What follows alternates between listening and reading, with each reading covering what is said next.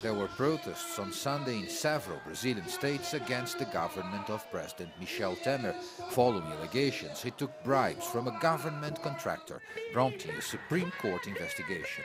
The rallies were called by trade unions and left-wing activist groups who want an end to Temer's government, new elections and a halt to pension and labor law reforms.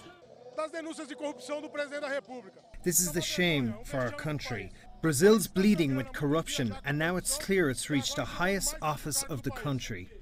Despite the political turmoil in Brazil, turnout for Sunday's protests was lower than for previous rallies, attracting from a few hundred to a few thousand people each.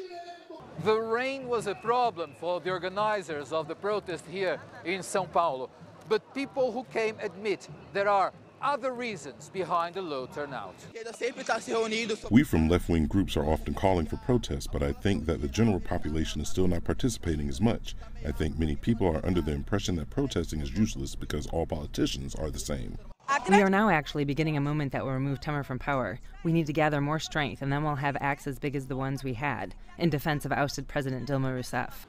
The relatively small size of the demonstrations may serve as some encouragement for President Temer, but it does not mean the political crisis is over.